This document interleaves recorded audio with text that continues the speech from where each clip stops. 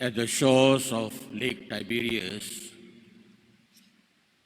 the troubled disciples were gathered.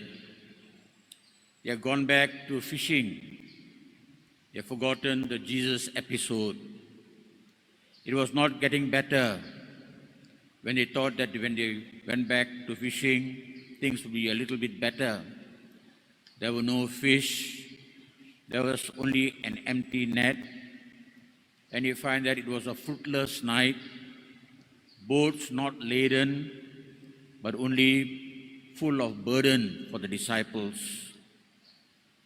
Peter was also one of them, trying to handle his lost dignity, struggling with his lies, a deep sense of unworthiness, harboring thoughts, maybe the Lord won't forgive me, probably saying, no one can save me. We have often felt that way. Many times we have heard the word, you are forgiven.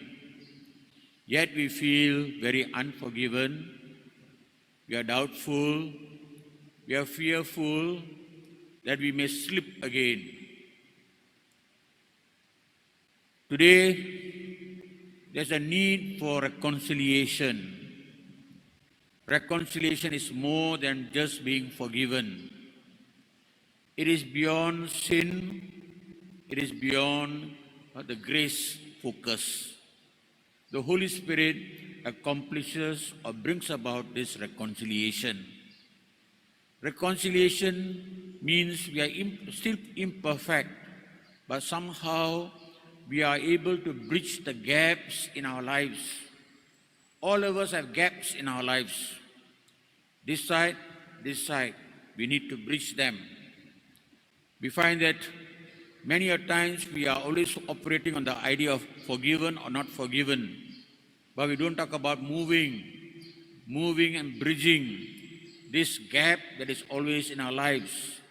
We have many kinds of gaps, many types of gaps in our lives.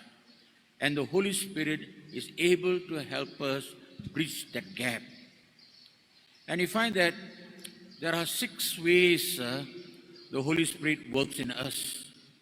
First, the Holy Spirit moves us from reacting and resisting to the deserts in our lives. You know, all of us have deserts in our lives, you know. Our barrenness, our hostilities, our difficulties, our deprivation. We have a lot of things missing in our life, dry. And we find that sometimes we react to this barrenness or this fruitlessness in our lives. And the Spirit moves us from reacting, fighting it, to yielding to them, by accepting and adapting them. Living with the moment. Sometimes we are so egoistic, we are so unhappy with ourselves. But the Holy Spirit tells us, no, learn to accept your barrenness. Learn to accept your emptiness. Learn to accept the dryness in your lives.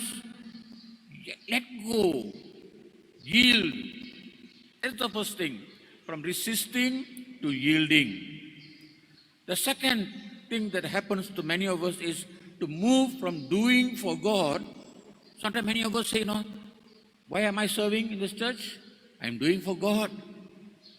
You think without you, God cannot do His work? Many of us are like that. I'm doing for God. I become a bishop for God. I become a priest for God. God doesn't want that. Do it because you love Him. And that is why the movement must be from doing for God, my performance, my activity, our action, keeping SOPs for God, and all our doings to loving God, to please God like David pleased God. A man after my heart, God calls him. The third thing is to move from desiring to be spectacular in ministry, just like when you see the temptation of Jesus, jump down, the angels will come and catch you, God will not let you die. That's spectacular. Kamikaze. We are trying to do something, trying to accomplish things in a spectacular way. We want our ministry to be spectacular. But God is only asking something very simple. To be simple, just be faithful in your ministry. If you are asked to feed my lambs, feed them. You feed my sheep, feed my sheep.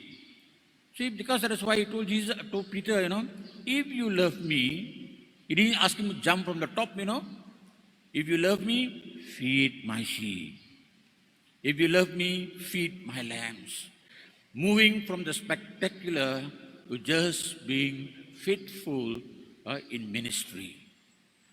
And the fourth thing is, he says, move from wanting to be powerful. All of us are power crazy. We want to be in control. We want to lead people. We want to also make people follow our will. Whether a priest, it can be a church leader, it can be parents. You all want to be in control. But the Lord is saying, move from wanting to be powerful to submission to the Holy Spirit. Submit. Let go. Let me take over. Let me show you how to do it. That is why he's told, come to me, you who are heavy laden, and learn from me. Learn from me. Jesus was burdened. How did he handle it? Jesus was suffering. How did he handle it? Jesus had a lot of pains. How did he handle it? That is why he said, learn from me. And that is what it is. Moving from wanting to be powerful to submission. And the fifth movement is move from being a Simon. Simon means reed. Shaky person, no character, no stand, always like a lalang. To Peter the rock. Strong, solid, unshakable. Move. See, this is called reconciliation. Knowing who you are, that I am a lalang, then I slowly ask God, help me to become a rock. Help me to be steady. Help me to be strong. And the last movement is moving from doing a job, because when you do a job, you're paid for it. You're hired hand. You look for rewards. You have an attitude of entitlement. He owes me something because I'm doing a job. I serve the church. The priest must also praise me, give me the PJK. See, that's what you'll see. Entitlement. But to embracing what you do as a ministry, job to ministry. Ministry means a sense of being called. I'm called to do this service. I'm sharing in the Lord's work, Lord's mission. My part is only a small part. God's plan is a big plan.